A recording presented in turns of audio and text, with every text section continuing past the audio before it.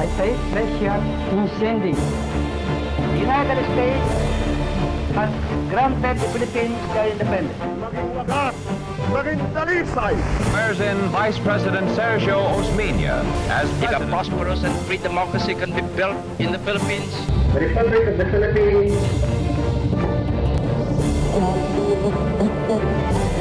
Ang atong kasing-kasing ni awit. The hard election drive pays off and Macapagal wins. Taking the entire Philippines under martial law. I have always been a firm advocate of peace. We are today being hailed as the new Asian Tiger Cup. Walang kaibigan, walang kumpare. A strong republic is the bedrock. Kayo ang boss ko. Do not destroy my country because I will kill you.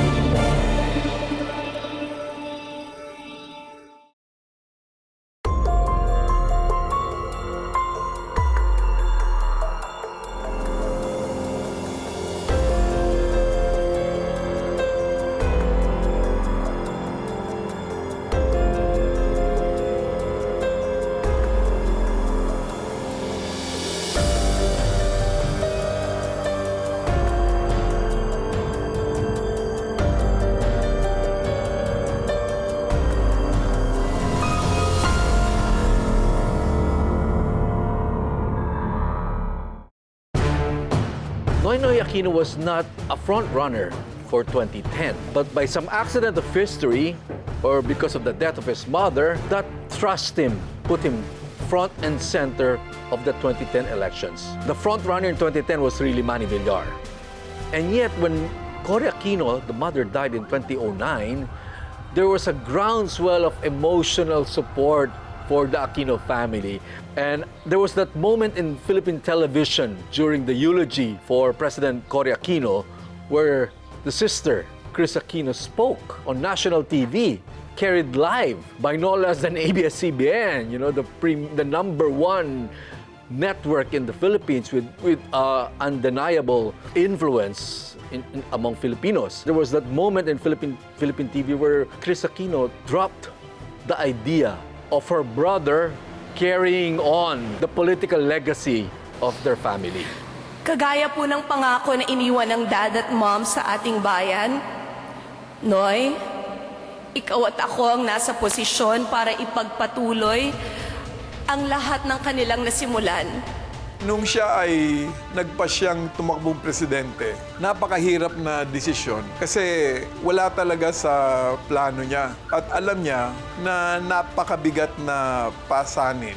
Yung maging ama mo si Ninoy Aquino, nung siya ay hinihikayat noon matapos mamatay ang kanyang ina, na ipagpatuloy yun na umpisahan ng kanyang ama at ng kanyang ina, hindi naging madaling desisyon. Napakahirap dahil sinasabi niya, ang taas ng expectation ng mga tao sa kanya. At hindi niya masisiguro sa mga panahong yon na kaya niyang matumbasan yung ganong klaseng expectation. Talaga nga naman, isipin mo, tatay mo si Ninoy, nanay mo si President Cory. Yan ang dahilan kung bakit talagang nagsikap siya ng gusto na hindi niya mapapahiya ang kanyang mga magulang. It was an issue for many, but it was not an issue for him. It was very clear to him that he was building on the legacy of his parents.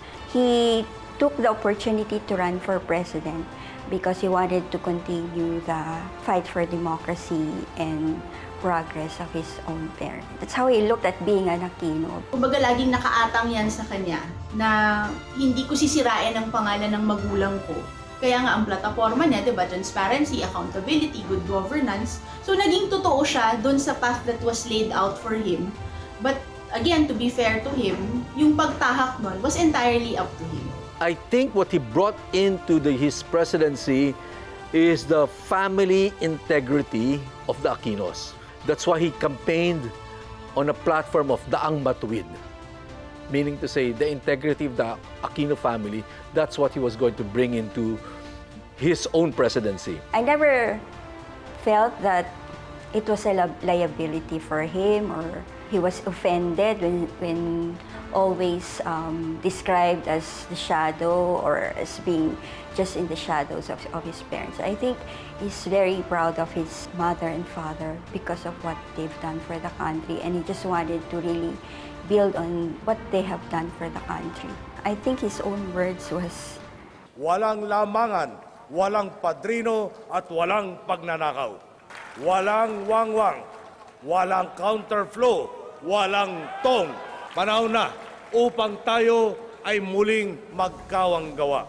Alam naman natin na yung korupsyon, malaking problema sa ating lipunan. Sabi nga ng iba, systemic. At isa nga yun sa kanyang dahilan kung bakit siya ay tumakbo. At nung kanyang panawagan sa kampanya, kung walang korap, walang mahirap, importante sa kanya na yung korupsyon talaga, hindi naman natin masasabing tuluyang mawala, pero malaki ang ikabababa nito para hindi naman maghirap yung taong bayan. at that time, people really wanted change. And people thought na, okay, let's have someone incorruptible. And he was. In fact, even the congressman would say, paano naman natin i-impeach to? Ano namang ipapang-impeach natin dito? Ano yung policy niya dun sa ganito, ganyan? Eh, siya yung presidente. If you don't give the president the leeway para gumawa ng kanyang mga sariling polisiya, anong mangyayari? Diba? So, sa una lang yon, when the time that the economy wasn't able to take off during the first year of his office, I think, and GMA criticized him heavily. Yung, it's the economy stupid. Diba? Sinasabi nila yun na you're not supposed to be mayabang if the economy is not doing okay. So, at that time, focused on poverty alleviation because yun yung sinasabi niya, kung walang korap, walang mahirap. So, walang mangungurakot, lahat ng pondo mapupunta sa taong bayan. Secretary De Lima, you have your marching orders. Begin the process of providing true and complete justice for all. Talagang napakalaki nung kanyang binigay na importansya sa kanyang anti-corruption campaign. Kung saan maraming mga opisyales nung mga nakaraan ang nakasuhan at yung iba pa nga ay nakulong. At hindi lamang yung anti, kung hindi sinigurado niya na hindi mangyayari sa kanyang pamamahala. Kaya yung transparency and accountability, yung pagtitiyak na ang ginagawa ng pamahalaan ay nakikita ng mga taong bayan. I think in his time in government, it was clear to people na kung may gagawin ka, he will not be on your side to defend you. But rather, he would be allowing yung process to go forward kung kailangang imbestigahan ka.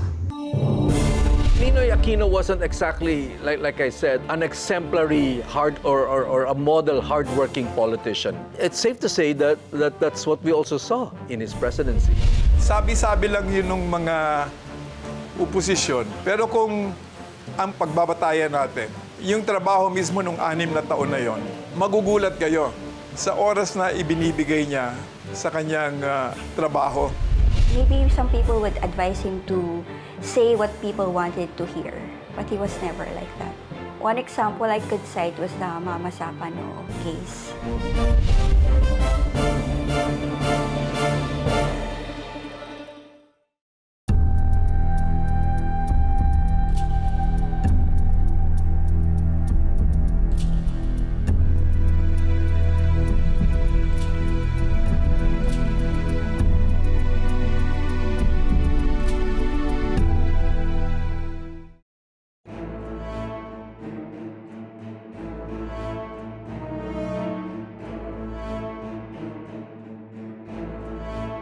The Luneta hostage crisis happened early in the Noynoy Aquino presidency.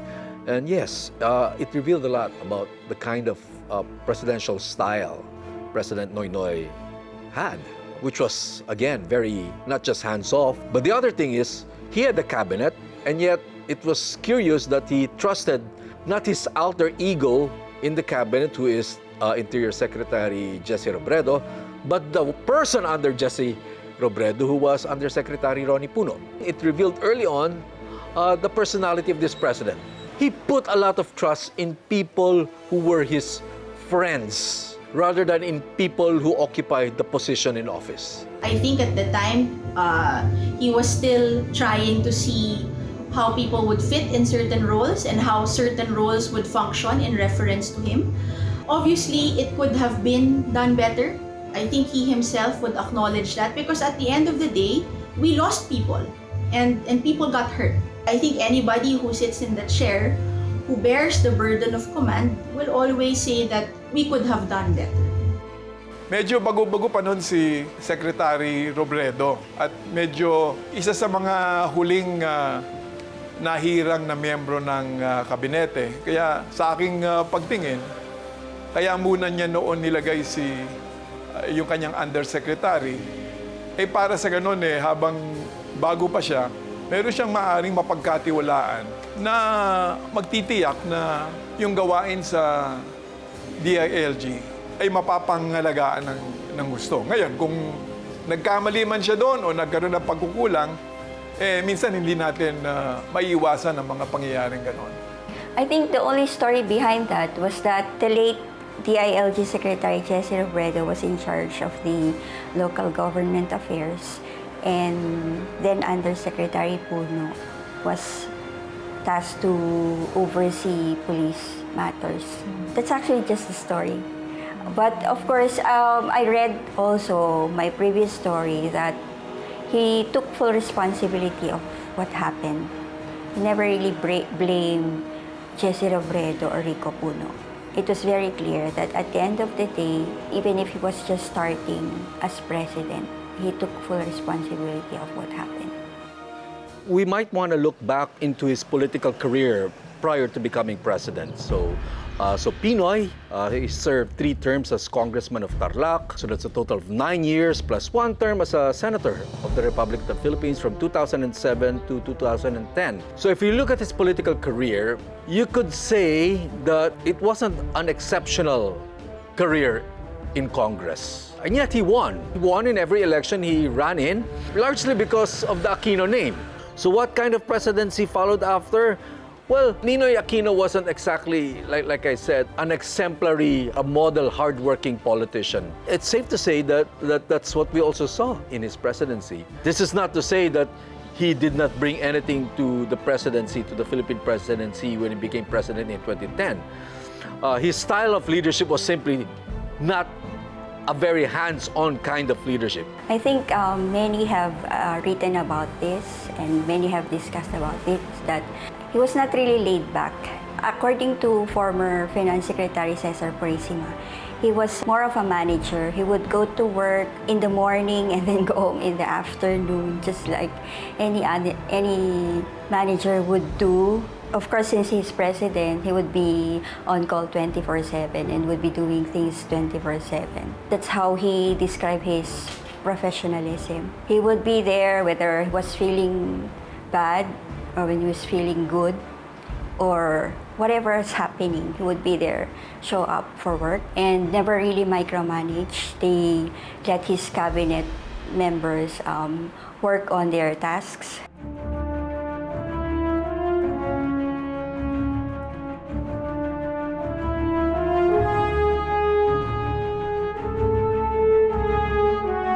Ang biro nga niya, hindi na nga ako nakapag-asawa dahil sa trabaho ito Halimbawa, pag nagka-cabinet meeting kami, nag-uumpisa kami ng 9:00 ng umaga. Minsan inaabot kami ng gabi na, minsan hating gabi. At hindi yan paminsan-minsan halos madalas may mga pagkakataon na hindi natatapos yung cabinet meeting o kaya yung NEDA board meeting na ipapagpatuloy pa sa ibang araw. Dahil nga, para kaming lahat dumadaan sa oral examination Marami siyang tanong, marami siyang pinag-aaralan, at marami siyang pinapaulit. So yung typical day niya would begin actually while kumakain yan ng umaga. He goes over the briefing papers that are prepared for him. Kasi normally, pag internal yung meetings niya, which means kausap niya yung either cabinet secretaries or other government officials, there's always a briefing paper that's prepared for him. So, hindi yan pupunta ng meeting nang hindi niya babasahin yung briefing papers niya. So that's normally how he starts his day. And then, depende kung may public engagement or meetings lang inside Malacanang, then nagsiset aside yan ng time, at least 30 minutes to answer all the messages on his phone. Kasi yung mga nagte-text, yung mga either may suggestion or kinakamusta lang siya, he always sets aside time. So upo siya dun sa table niya, titignan niya lahat ng messages niya, he'll try to answer, and then he'll go back to work. But for sure, lagi siyang merong maliit na window na tinatabi for, you know, just to keep in touch with people who send you messages like anybody else.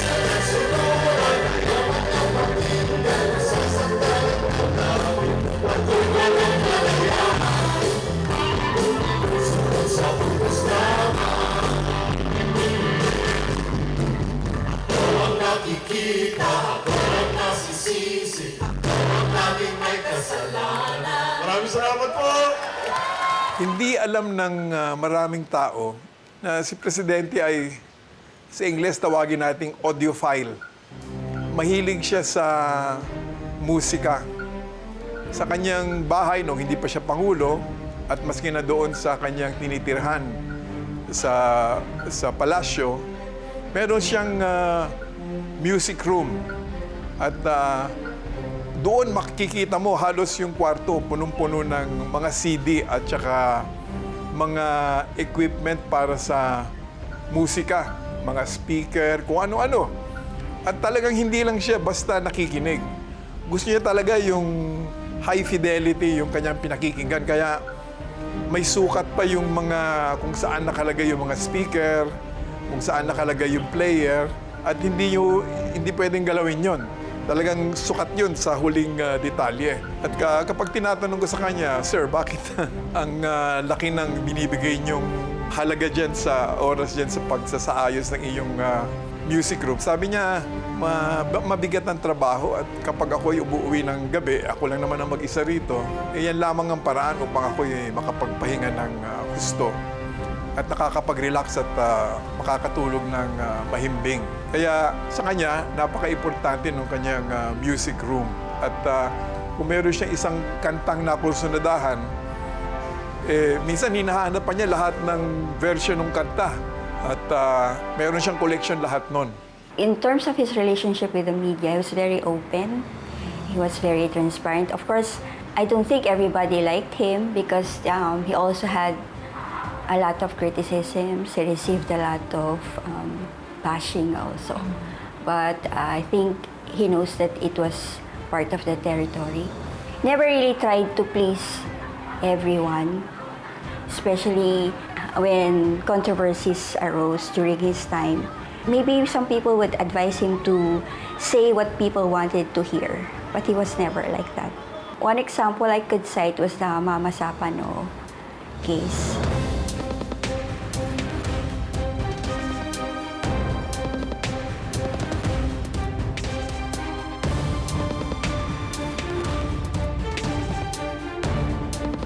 He never really changed his story on that.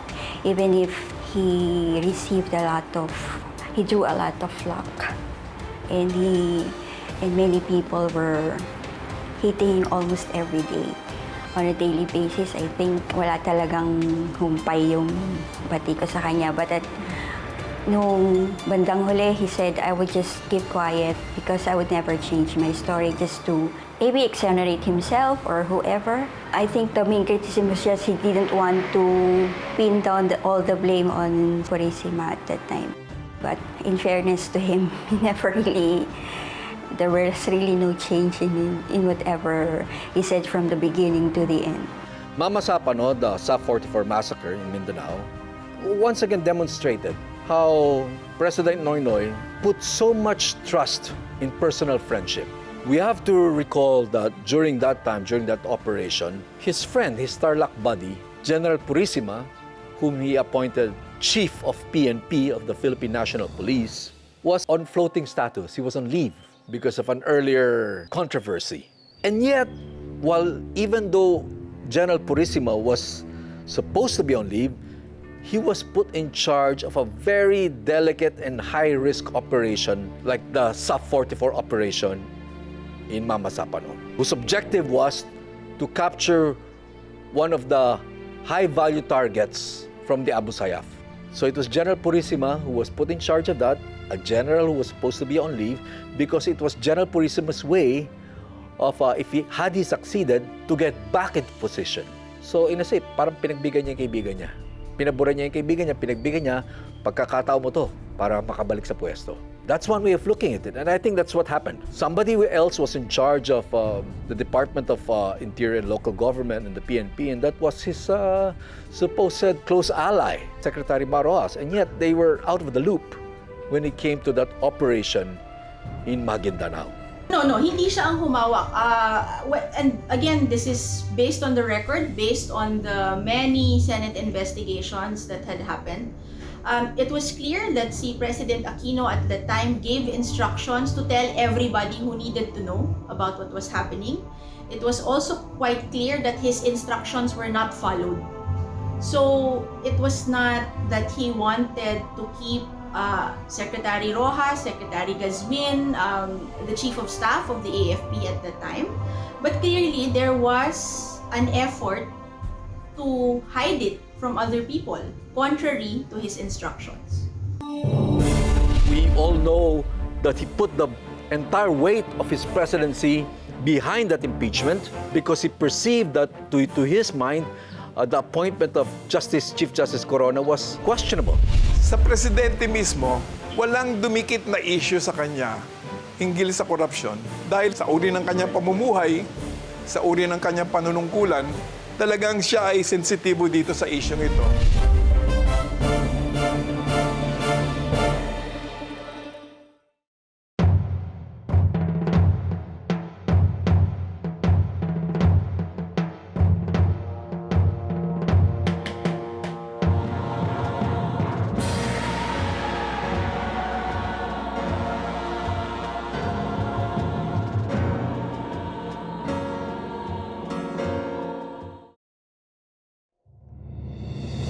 You could compare the circumstances of Noynoy's presidency to the presidency of his mother.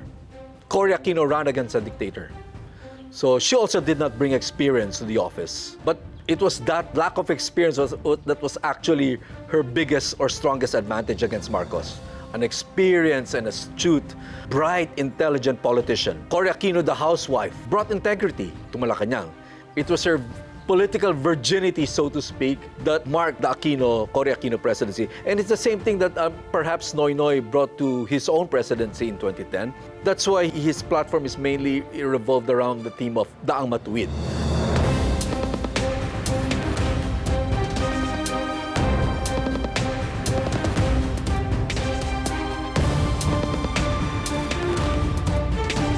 One of the first things that he tried to do to demonstrate that platform, that campaign, that promise of Daang Matuwid was to correct what he perceived to be were the excesses and abuses of his predecessor, who is Gloria Macapagal Arroyo.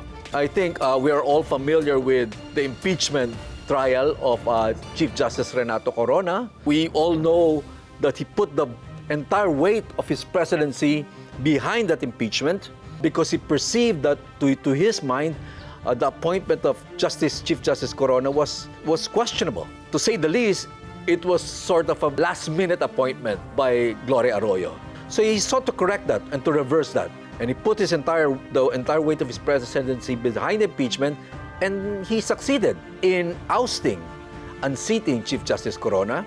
We might want to look back and think at the cost that was made to unseat the Chief Justice. There were stories and reports, I think extensive reports about what it took to get congressmen and senators to unseat Corona. This is the time when stories like the DAP, the fund misuse, broke out in the press. The disbursement acceleration program was clearly a legal issue that was at least settled already by the Supreme Court. So, pagdating dun sa mga challenges na ganyan, he knew that ang laki kasi ng gobyerno Parang government is the single biggest employer in the Philippines. Parang, kung di ako nagkakamali at the last count, 1.5 million ang empleyado na ini-employ ng gobyerno. So, you can just imagine that the difficulty of policing all of those employees. Sa presidente mismo, walang dumikit na issue sa kanya hinggil sa korupsyon dahil sa uri ng kanyang pamumuhay, sa uri ng kanyang panunungkulan, talagang siya ay sensitibo dito sa issue nito. The public still believe that it never went all the way up to the presidency. Some of his people may have been involved, but there was little suspicion that President Noynoy himself was directly accountable for those acts. I think this is where the idea of a Noynoy presidency that was not very hands-on helped also distance himself from some of the failings or the wrongdoings of his cabinet members.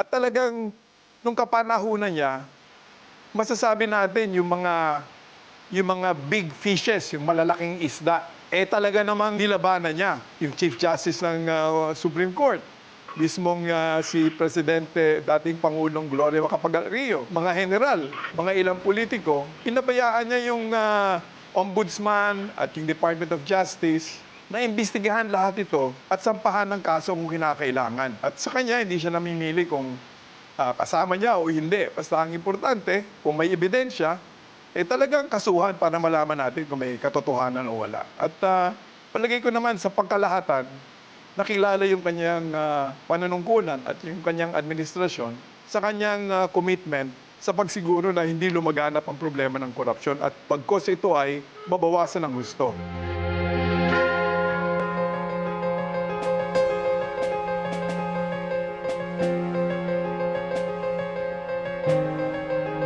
When we look back at the Noynoy Aquino presidency, I think we can say that this was a point where the Philippines was most aggressive in handling the South China Sea dispute. And to my recollection, we confronted China at every possible opportunity to do so.